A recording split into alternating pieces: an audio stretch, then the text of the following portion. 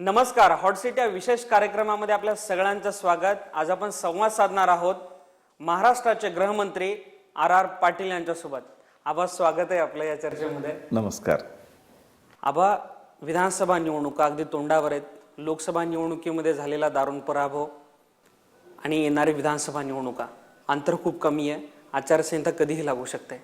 कशा पद्धतीनं राष्ट्रवादी काँग्रेस पक्ष पहिल्या फळीतले नेते म्हणून तुम्ही या निवडणुकांसाठी सज्ज आहात? लोकसभेला प्रतिकूल निकाल लागलेले आहेत, ही वस्तुस्थिती आहे. शेवटी लोकशाहीमध्ये जनतेला निर्णय घेण्याचा अधिकार असतो, पण देशस्तरावरच्या निवडणुका आणि राज्याच्या निवडणुका यामध्ये खूप मोठं अंतर असतं.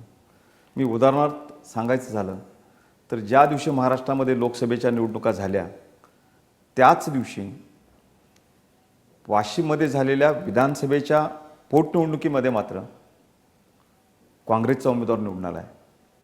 त्याच मतदारसंघामध्ये त्याच दिवशी झालेल्या मतदानात लोकसभेला भाजपला मतं जास्त आहेत, तर विधानसभेला काँग्रेसला मतं जास्त आहेत. म्हणजे एकाच मतदारसंघातले लोक एकाच दिवशी सुद्धा हा फरक करू शकतात. 3 महिन्याचा कालावधी तर खूप मोठा आहे. लोकशाहीमध्ये जेवढ्या वेगाने एखादी लाट येते तेवढ्याच वेगाने ती ओसरत असते, हा निसर्गाचा नियम आहे. आणि गेल्या 2-2.5 महिन्यामध्ये पूर्ण जरी कळलं नसतं तरी मुलाचे पाय पाळण्यात दिसतात. तसं केंद्रातलं सरकार कोणासाठी काम करणार आहे आणि जी आश्वासनं दिली होती ती किती पाळणार आहे हे मात्र जनतेला कळून चुकलं आहे. महागाईच्या नावाने टीका करत हे लोक सत्तेवर आले, पण लोकसभेचं अधिवेशन होण्याची आणि बजेट सेशनची वाटसुद्धा यांनी बघितली नाही.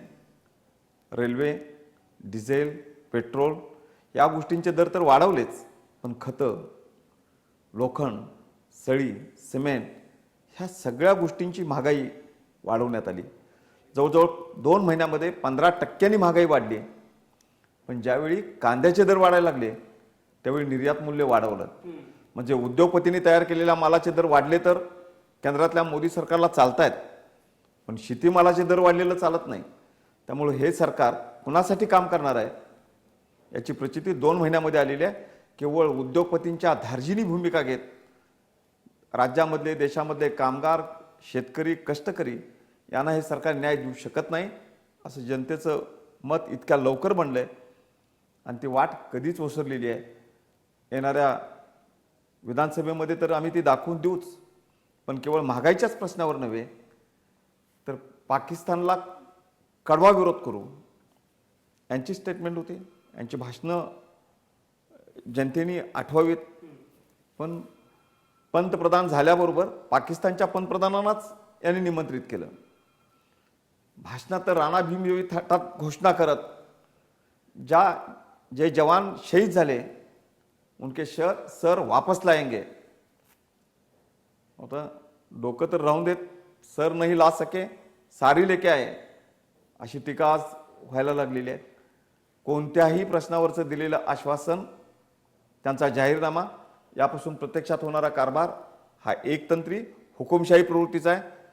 त्यामुळे फार काळ लोक भारतीय जनता पार्टीच्या पाठीशी राहतील असं मला वाटत नाही. त्यांचे जे काही उरले सुरले मित्रपक्ष आहेत ते सुद्धा त्यांच्याबरोबर राहतील असंही मला वाटत नाही. खरं तर आजपर्यंत शिवसेनेला किती जागा मिळाल्या यावर सेनेचा मोठेपणा अवलंबून नव्हता, पण कैलासवासी आदरणीय बाळासाहेब ठाकरे जी भूमिका घ्यायची त्याच्यापुढं आजपर्यंत महाराष्ट्रामध्ये भारतीय जनता पार्टीला नमतं घ्यायला लागायचं. हे 18 खासदार निवडून आल्याच्या खुशीत शिवसेनेचे होते, पण साधं एखादं हवं ते खातं किंवा मंत्रिपद सुद्धा यांना मिळत नाही. जे मित्राला सांभाळू शकत नाहीत ते जनतेला नाही सांभाळू शकत. आवाज स्पष्टपणानं आरोप आहे भांडवलदारांच्यासाठी आणि उद्योगपतींच्यासाठी हे सरकार केंद्राचं सरकार सध्या काम करत आहे. आणि कोणत्या उद्योगपतींसाठी करत आहे? आजचं सरकार केंद्रातलं जातीयवादी आहे. आजचं सरकार देशातल्या 4 ठराविक भांडवलदारांच्यासाठी काम करणार आहे की ज्या भांडवलदारांनी काही माध्यमं विकत घेतलेली आहेत. मोदी साहेबांच्या प्रतिमेचं उदात्तीकरण करून आज सत्तेचा मार्ग ज्यांनी मोकळा केला त्यांच्या पाठीशी कोण उद्योगपती होते ही गोष्ट आता लपून राहिलेली नाही.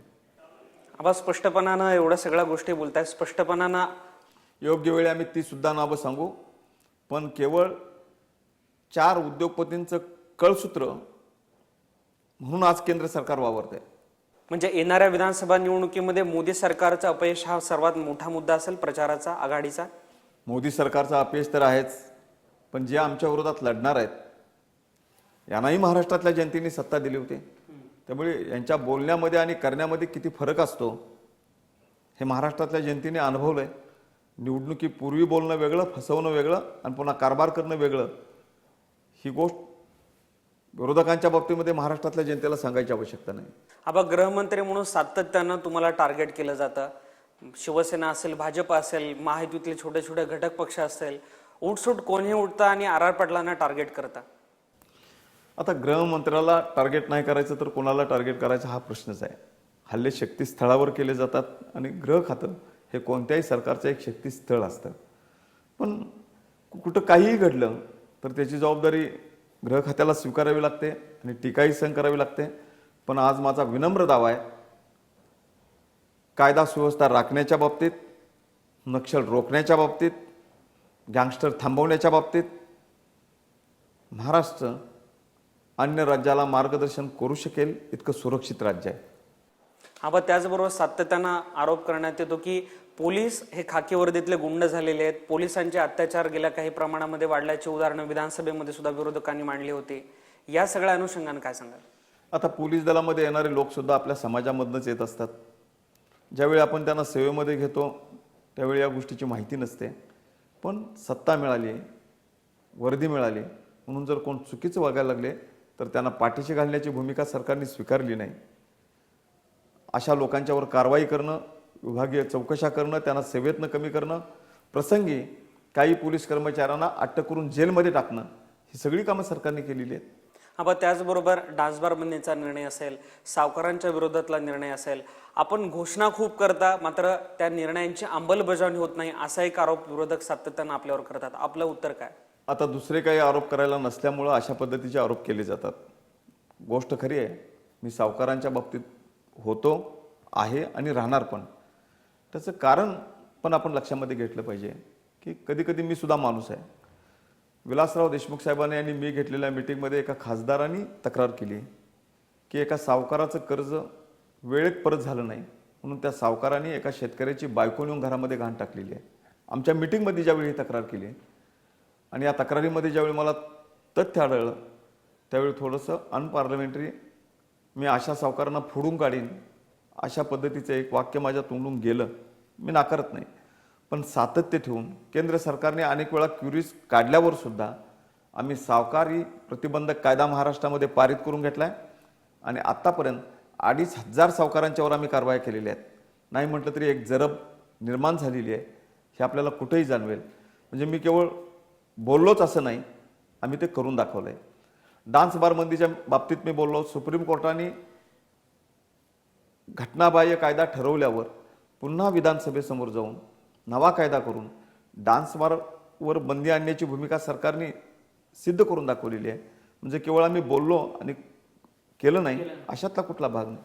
आमच्या कथनी आणि कृतीमध्ये फरक नाही, मात्र मोदी सरकारच्या कथनी आणि कृतीमध्ये फरक आहे. मोदी सरकारचं अपयश हे 2 महिन्यामध्ये समोर दिसते आणि जसे मुलाचे पाय पाळण्यात दिसतात तसं मोदी सरकार हे भांडवलदारांच्यासाठीचं सरकार असणार आहे असा थेट आरोप करतायत महाराष्ट्राचे गृहमंत्री आर पाटील. दुसऱ्या भागामध्ये त्यांच्याशी असा संवाद आपण सुरू ठेवणार आहोत. तत्पूर्वी घेऊयात एक छोटीशी विश्रांती.